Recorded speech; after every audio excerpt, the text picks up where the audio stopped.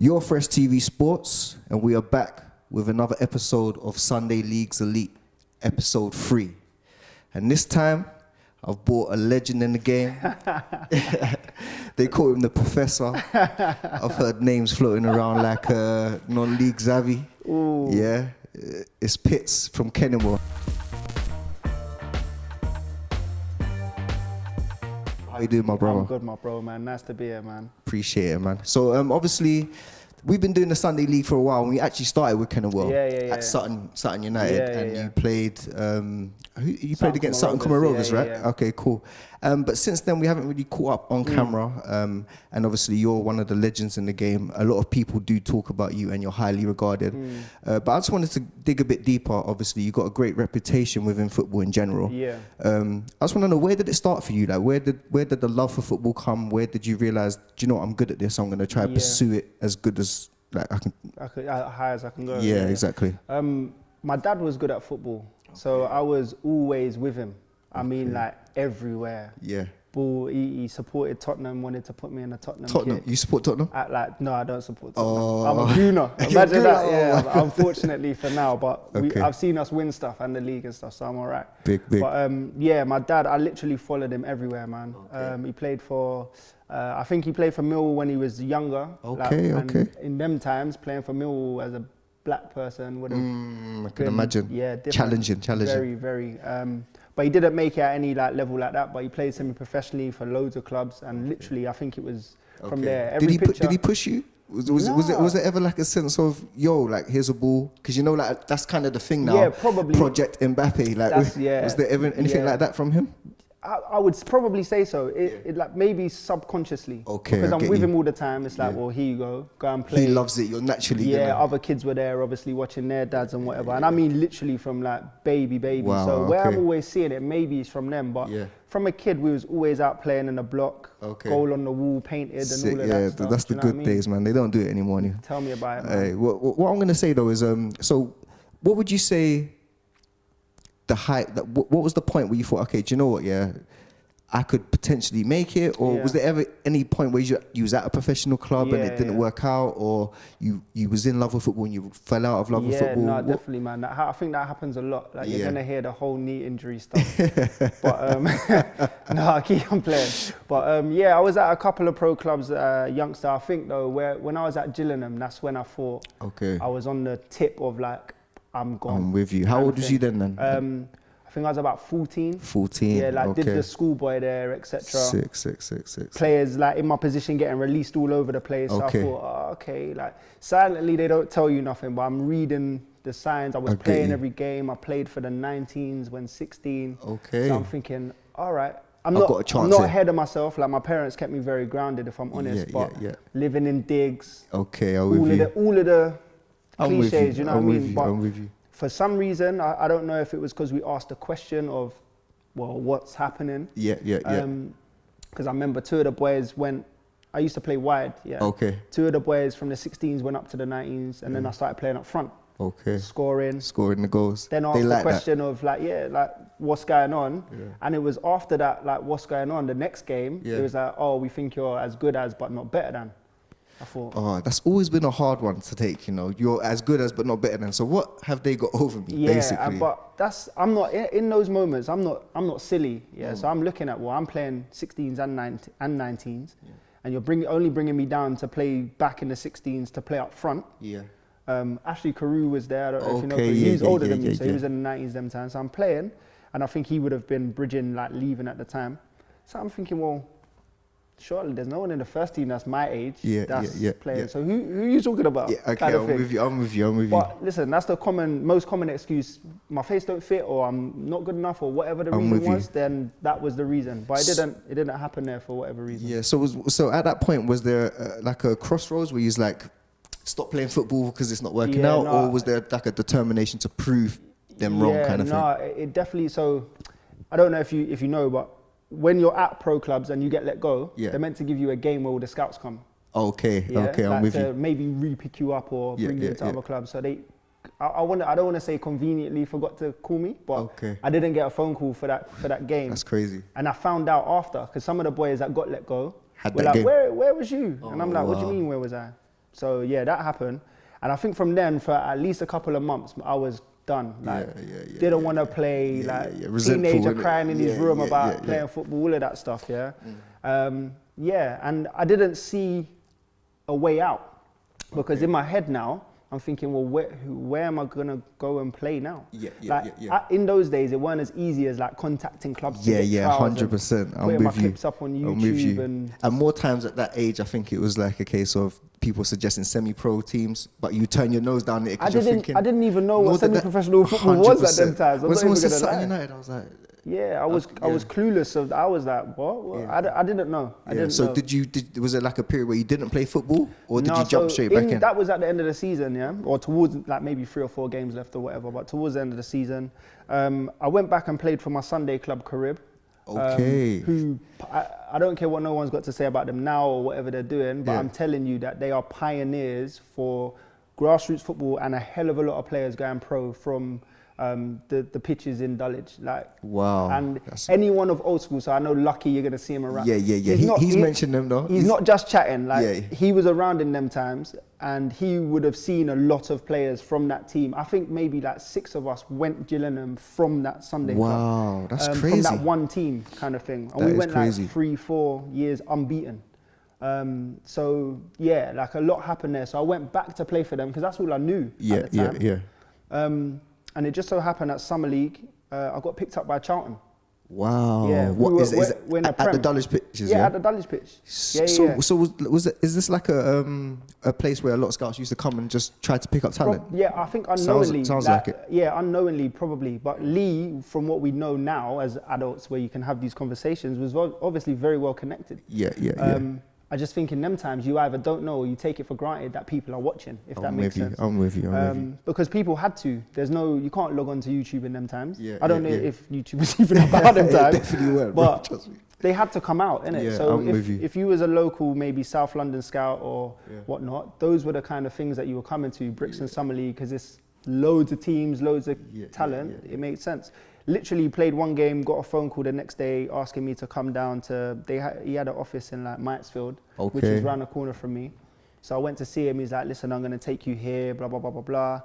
I was like, okay. Look, asked me where I'd been before, and then them times Charlton were in the Prem.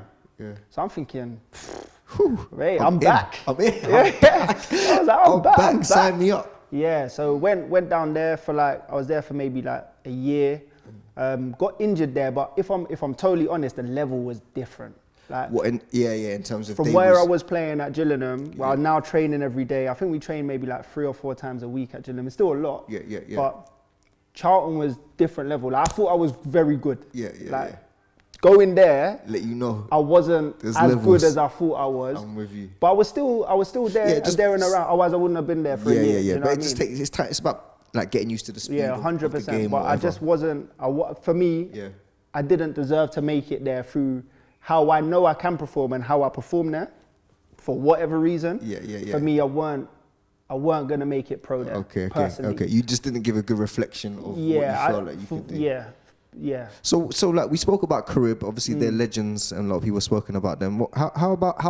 Like, where did Kenningwell fit into this? Because I know they're legends in themselves as well. Yeah, so Baker played for Kenningwell, and he obviously played for Carib as well. Okay. So when I was at Carib from very young until like 18, then it stopped, and then they had an older team that Baker was a part of that some of us would play summer league with. Okay, I'm with That's how I know. I've known Baker from, I don't know how young I was, but very young, like very, very, very young. And he was like, listen, you need to keep playing, but you need to come to my club. So there was times when Baker was playing double games. Seriously? I swear. So he'd play for us. Is this both on a Sunday, yeah? Yeah, he would play for our Carib, and then be like, boys, I've got to go. We didn't know where he's going. He's just gone, but like with his kit bag running off, like we're thinking, what are you doing? But he went to play for them. And there was other times when it was the other way around, if we had like late kickoffs. But that's what it's like when you're young. You just want to play wherever you can, however many times you can. So that's crazy. So now you have gone from player to manager. Was that something you ever saw happening? No. Never. And it's something I didn't want to happen at the time. So how did you fall into it? Like, what happened? So being a player at Kenningwell, very successful. We done the treble. The ground was like Highbury. You've been there. It's amazing pitch. So when I saw it, I was like, wow. And the levels that they set was through the roof. Yeah. Like, no one was late. 9 o'clock. Yeah, Everyone's yeah, there. yeah. Having breakfast, all of that stuff. So I'm like, okay, Yeah. they're treating us like we're pro. Yeah. Playing anyway. And then the last year, we won the league. Last game of the season. Okay. Yeah, against Vista. 1-1. So is this OBGSFL still? Yeah. Okay. Yeah, won the league. And we were folding. Yeah, Okay. 50th year. We had a death to one of the founders, and it just didn't feel the same. Like the Cecil and Leroy who were there and running it, there was a few of them around that had now started to just back off a little bit. I'm with you. For maybe personal reasons, or it reminded them too much about each other. But financially, the two couldn't keep it going and continue to work and all of the rest of life that happens. I'm with you. So I happened to be away for the last game of the season. Yeah. Not that game, but after we had Yeah. like a friendly, or someone didn't turn up, and that's why we won the league or whatever. Because Okay. Sunday. they knew we was going to get. Yeah, okay. gonna I back can't them. move to wake up for this. all Yeah, of we're that going to get stuff. popped. Yeah, and they actually messaged us like congratulations. So yeah, We know anyway. what it, yeah, go on. And yeah, so they had a meeting after, and I got voted in to take it over. What? So this was a vote you never knew about? No. not until it already happened. Yeah, so for those that don't know, obviously Kenningwell was 5 friends that built the team in 1967, long time ago. So now it is 5 friends that have taken over again to keep the club running. That's crazy. So that's amazing. amazing. How, yeah, so they put that collective together, and then they were like, well, which one of you is going to manage? I wasn't there to have my say, but it was me. Kind of thing. So but you must. It's still like an honor, innit? Do you know what I mean? Like it's kind of like they obviously see something in you, 100%. so it's a positive thing. Yeah, man. What I was gonna say is, obviously Kenningwell's legendary, and obviously a lot of clubs now are maybe taking bits and pieces from what they've learned from clubs like Kenningwell.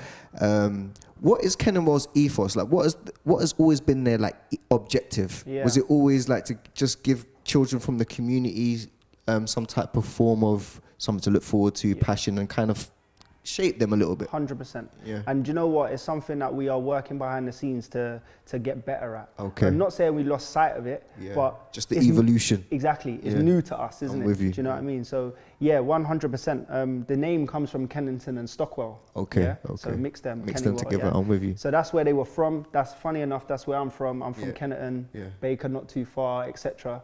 I'm with you. So it's still Frenchie was raised up there, so he won't tell you that he was raised out there, but he was. Okay. Then I think he moved to like North London or whatever, but we won't talk about that. But so it was that. It was friends doing something positive outside the madness that was going on in society. I'm with you. So now we want to kind of emulate that.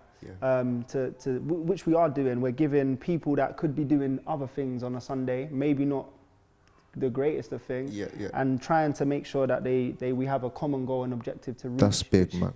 Keeps a different kind of bond, and when you're answerable to somebody else, you tend to stay on the right path rather than doing the other things. I'm with you, man. Like they say, like birds of a feather flock together. Well, if you're all together doing good things, it's going to be a good outcome. That is really strong, by the way. I just want to throw that out there. So that leads me on to this next question, and we're going to obviously wrap it up. I know you got a training session to do. I'm not going to keep you up. I was going to go on to this next question. Is obviously Sunday League has evolved into this YouTube bonanza kind of thing, and a lot of people are now talking about trophies.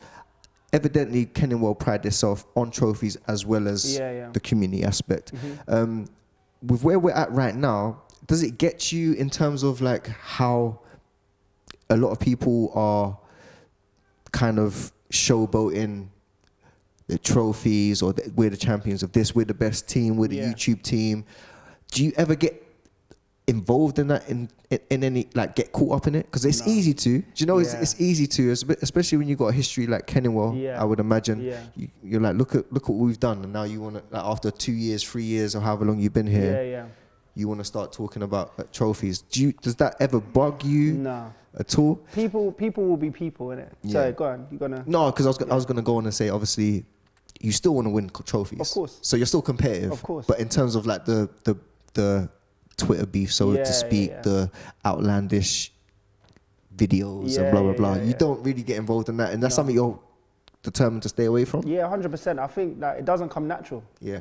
I don't want to force nothing. I don't do that in my life. So I'm not just gonna do it for football. Okay. Where I'm not saying that like what I'm seeing is forced. If that's their characters and that's the way Yeah, they no, want to be, 100%, yeah. then good luck. But Yeah. for me, like I said before, you don't need to overcomplicate football. I get you. Regardless of what you're saying, Yeah. when you step over the line, if you're not performing, then it's all irrelevant. And I think that's the beautiful thing about football as well. 100%. Because at the end of the day, the talking is done on the pitch. And it can be very humbling. It can be very at the humbling. same time. It can be heartbreaking and humbling. Do you know what I mean?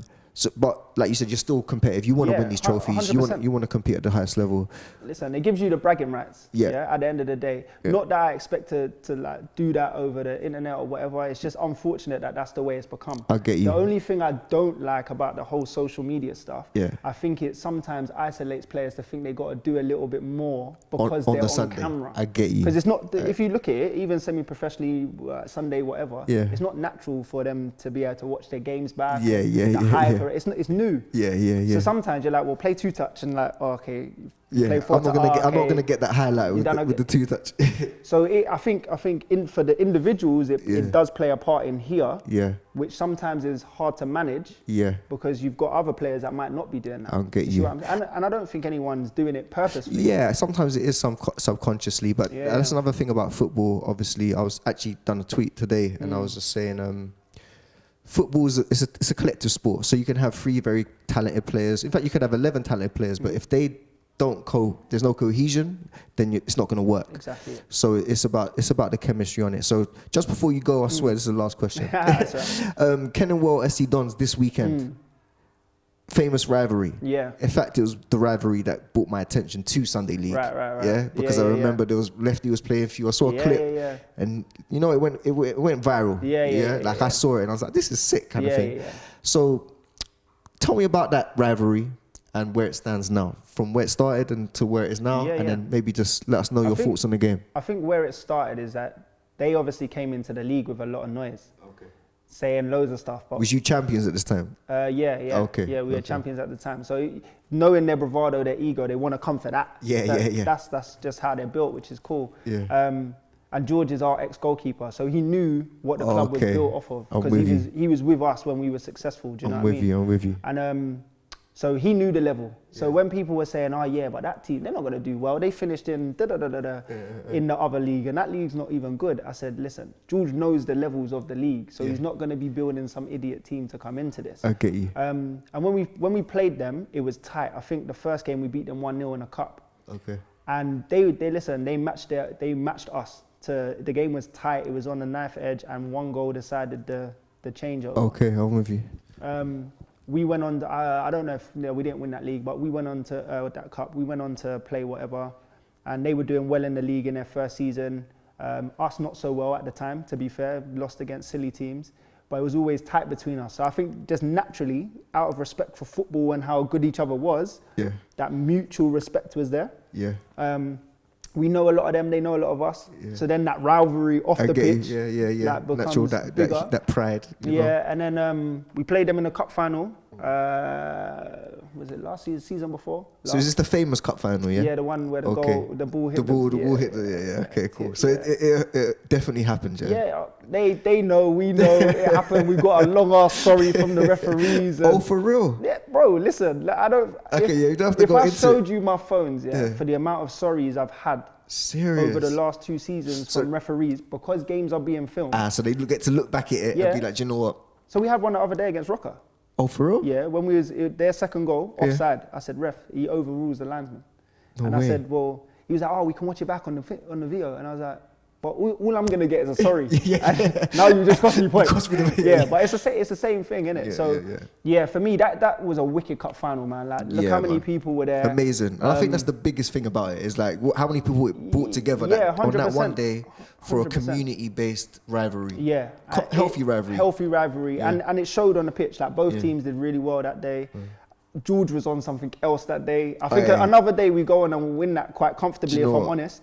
And then for it to end the way it did leave a sour taste in everyone's mouth. I'm with you. But it is football. That stuff happens. They go on to win it. Well done. They can have the bragging rights for that year. Yeah. And then since then, they've beaten us a couple times, to be fair. Yeah. I remember we come to watch one of their games. They beat you. Yeah, I think 2-1 or 2-0 maybe. Yeah, it was one of those games where you missed the pen. Dictated the first half.